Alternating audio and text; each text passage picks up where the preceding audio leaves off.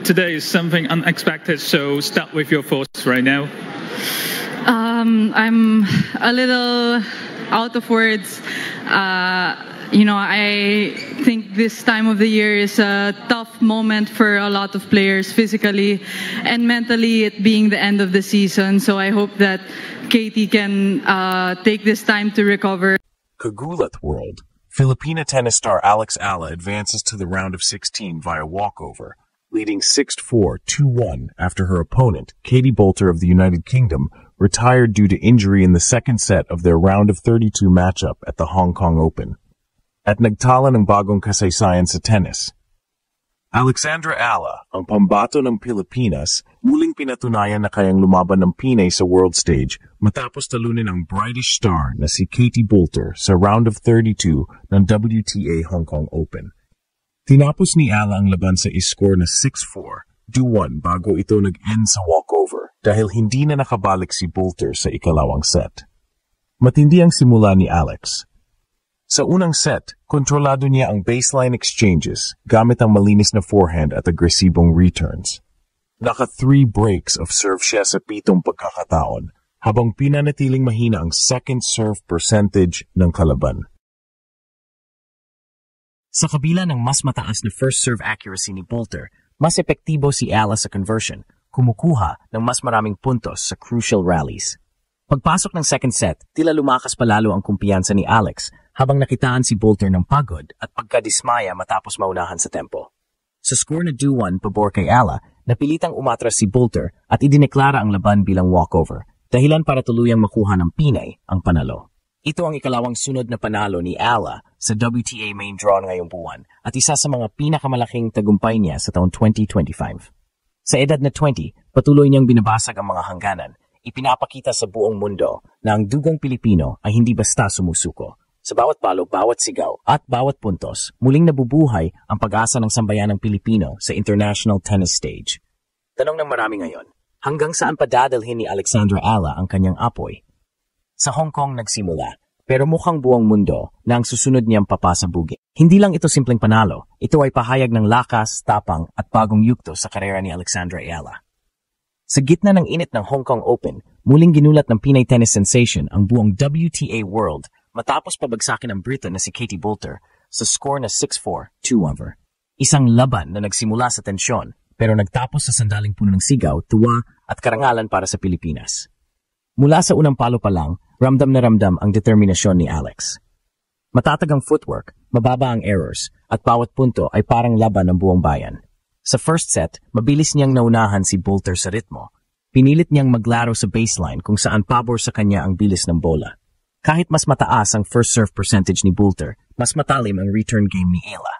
Sa 3 breakpoints na kanyang nakuha, lahat ay ginamit niya para agawan ng momentum ang kalaban. People who are from not the Philippines, thank you so much. Ho Doce for the support, and I look forward to seeing you guys in the next match. Yeah. There you go, ladies and gentlemen. One more time for Alexandra Ala. Pagdating ng second set, nagbago ang ihip ng hangin. Sinubukang bumawi ni Boulter, pero tila naramdaman niya ang puwersa at kontrol ni Alex sa bawat rally. Ang crowd sa Hong Kong ay napatingin, isang batang Pinay, kalmado pero matapang, nakikipaglaban sa isang seasoned WTA player na may higit na experience. Nang umabot sa 2-1 score, biglang tumigil ang laro, si Boulter ay umatras at idineklara ang laban bilang walkover. Habang iniangat ni Ala ang kanyang kamay bilang panalo, ramdam sa court ang energy ng isang bagong pag-asa para sa Southeast Asian tennis. Hindi ito aksidente. Ito ay resulta ng taon ng disiplina, ensayo at paniniwala. Sa panalong ito, umangat ang kanyang kumpiyansa at nagsimula ang bagong yugto ng kanyang kampanya tungo sa top 50 ng mundo. Alexandra Ala, once again, ginulat ang mundo. Sa Hong Kong, ipinakita niya na hindi kailangang manggaling sa tennis powerhouse para manalo sa global stage.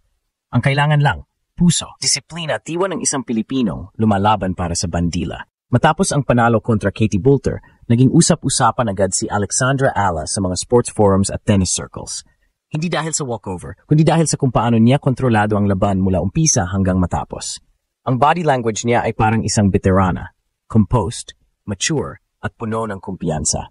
Sa edad na 20, ipinakita ni Alex na hindi na siya basta rising star. Isa na siyang pamatay sa mid-tier WTA draw. Ayon sa mga nakasaksi sa laban, kitang-kita kung paano pinahirapan ni Ala si Boulter sa bawat rally. Hindi lang basta power ang ginamit niya, diskarte. Pinaghalong drop shots, angled backhands, at forehand winners na saktong-sakto sa teaming.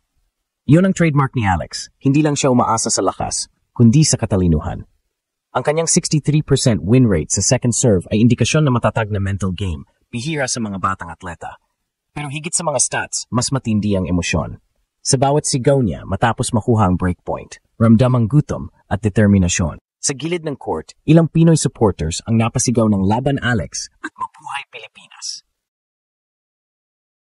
Sa mga sandaling iyon, parang muling nabuhay ang pag-asa ng bansa sa international tennis. Isang larong nagmula sa kabataan, umangat sa WTA at ngayon dinadala ang buong bayan sa bawat palo. Ang panalo na ito ay hindi lang laban ni Ala kontra Boulter. Ito ay laban ng bawat batang Pilipino na nangangarap na makapasok sa global stage.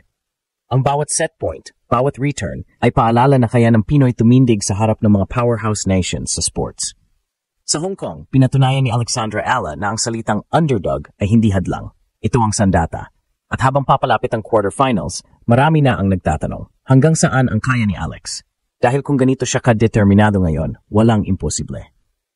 Ang Hong Kong win ay hindi lang panalo sa court.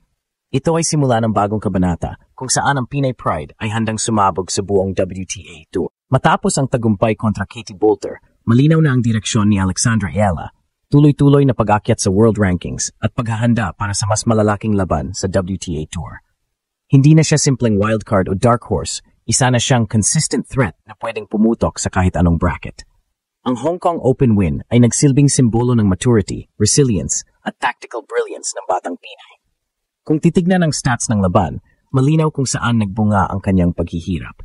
Sa kabila ng mas mataas na first serve percentage ni Boulter, si Iala ang may mas mataas na puntos sa second serve at mas maraming napanalo sa baseline exchanges. Ibig sabihin, hindi siya umaasa sa lakas lang kundi sa discard, hallmark ng isang elite-level player. Pinakamahalaga, ipinakita niyang marunong siyang mag-adjust sa pressure. Sa mga rally na dapat na uwi sa error, siya ang nakaka-convert ng puntos. Sa labas ng court, maraming analysts na ang pumupuri sa kanyang composure. Ang dating junior champion ng Roland Garros at US Open doubles ay unti-unting nagiging kompletong player. Mula sa pagiging teenage prodigy, siya ngayon ay isa ng profesional na handang makipagsabayan sa mga veterana ng WTA. Ang kanyang mental toughness ay produkto ng training, sakripisyo, at mindset na Pinoy. Tahimik pero matatag, humble pero palaban. Ngayon, papalapit na siya sa second week ng Hong Kong tournament at inaasahang susunod na makakalaban ng isa sa mga top 40 players ng mundo. Kung mananatili ang ganitong porma ni Alex, posibleng umangat pa siya sa top 50 bago matapos ang taon, isang milestone na matagal ng inaasam ng Pilipinas. At kung tuloy-tuloy ang momentum, baka ito na ang simula ng kanyang pagpasok sa mga major Grand Slam main draws sa 2026. Para sa mga Pilipino, ang panalong ito ay higit pa sa sports headline.